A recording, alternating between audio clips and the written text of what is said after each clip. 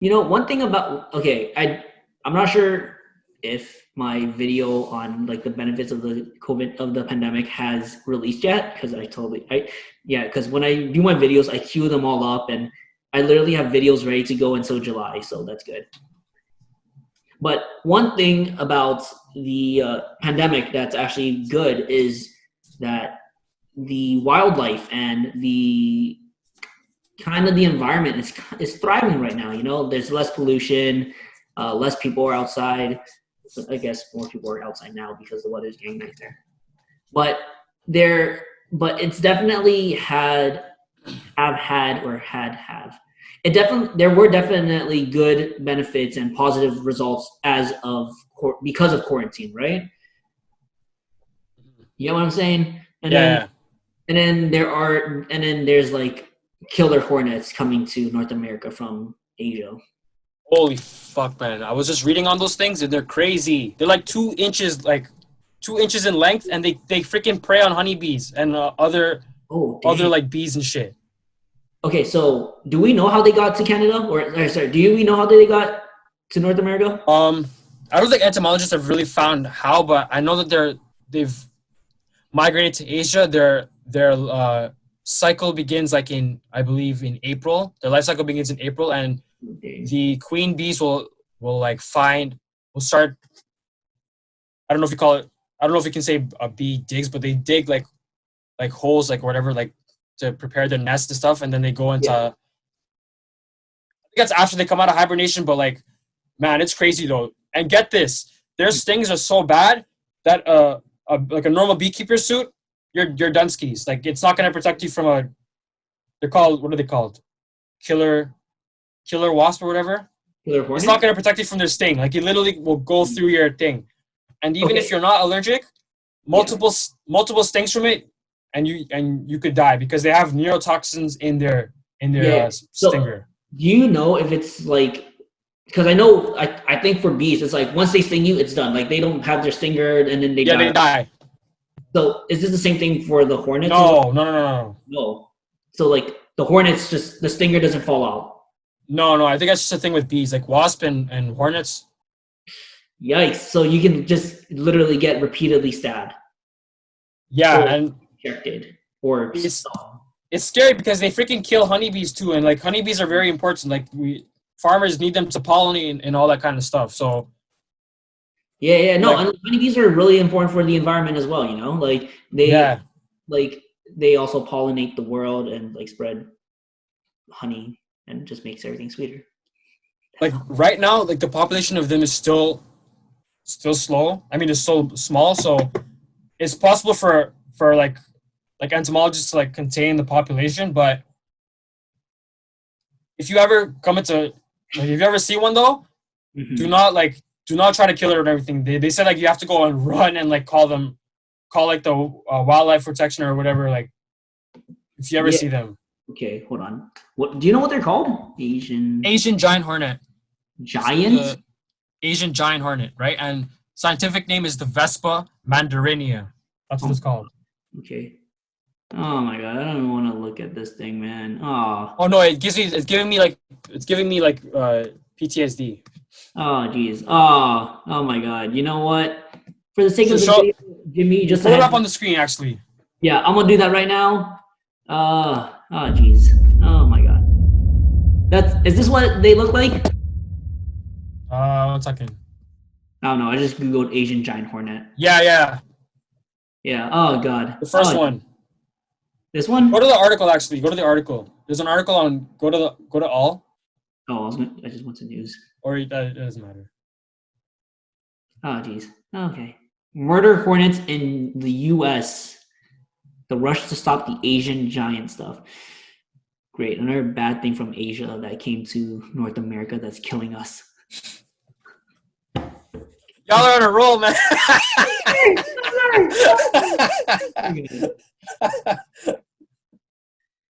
There's that casual Asian racism again. Is it this one? It says the New York Times. I'm assuming the New York Times is a good news company.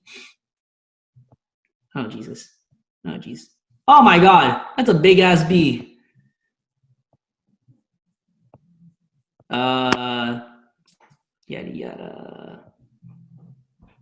Oh, are you reading this? Sorry, I'll slowly scroll No, through. this is what I read this already. Okay, so yeah, it's just talking about. I don't know what it talks about. I did not read it. That's wild, man. Okay. Anyways, I'm just gonna stop sharing the screen. But yeah, it's insane that this creature exists just to kill off its own kind. Yo, and it said that, I don't know if you missed it, but it said like in Japan, like apparently it can kill up to like 50 people a year. Jeez. That's insane to me. Okay. Oh my god. Now I'm scared. Maybe it's good that we're supposed to stay inside then. All right. Oh man. Okay. Is there anything else we want to talk about, Jimmy? Honestly, there's nothing else comes to mind right now. Like I want to talk about that llama and how it potentially may help cure COVID-19. Yeah, what about the llama? Okay, again, Jimmy made a great video on his channel, Random Reason. I will again link in the description below, as well as the llama video. But I briefly listened to it, like I just kind of had it in the background. But can you do you remember what you said, and can you just go explain the whole llama and how it might help create a vaccine or whatever? Oh yeah, just basically researchers at the University of Austin, Texas, and researchers at Belgium's Ghent University, they've been doing experiments on like a llama named Winter, and then another Belgian llama, and they've just been trying to they isolated their antibodies because they're trying to see their llamas are used frequently in virus studies because they have two types of antibodies. One is it's like a quarter. It's similar to the antibodies in humans, and another is like a quarter of that size. So they were just running their tests, and then when COVID started to appear around the world, they what they did was they put their antibodies into a certain disease called vesicular stomatitis virus, and then what they found out was that it neutralized the SARS-CoV-2 cell. SARS-CoV-2 is just the scientific name for COVID-19. So it's still not proven to actually like this is definitely like 100% like sound way of treating COVID-19, because again, as I mentioned earlier, they injected the animals with VSV, so they didn't really test them with the actual like COVID-19 in the test.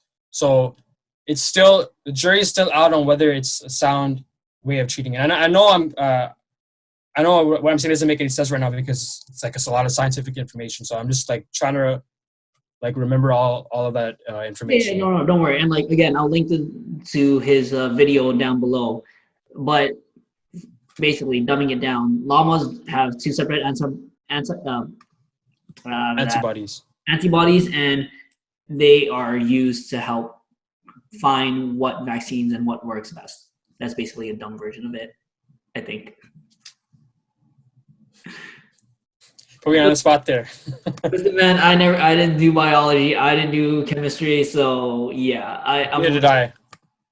Yeah, I'm just dumbing it down for myself and for the listeners if they did not understand that. But yeah, like honestly, but I guess you can just say llamas are the real goats here. That's a bar.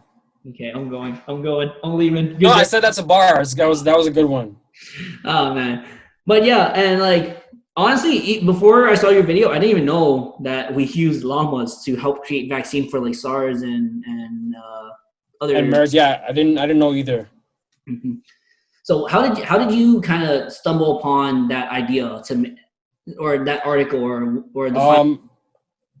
the how I really found out about that was like I watch like my favorite like political like commentator on YouTube, Secular Talk. I recommend you guys check him out if you ever want to hear like very like sound political analysis. But yeah, Kyle Kalinske, Secular Talk, he was just talking about the llama and how they were conducting experiments on it, and then I was like, damn, I should probably cover this too, because like I don't think many people, or maybe it's just my ignorance. I don't think many people understand that like tests have been conducted on these llamas. So I thought that maybe it made sense to raise awareness about it, and that's how that video came about.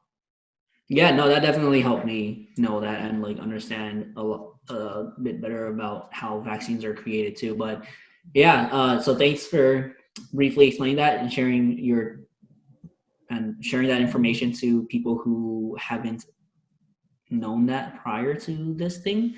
Yeah, so I mean, I think we're close to wrapping up. So Jimmy, do you have anything else you want to add on? Say. If you see one of those killer hornets, don't stop and take a picture. Just run and pray that it doesn't sting you. Yes. And of course, just make sure that you're following the precautions that are in place, because we don't want to see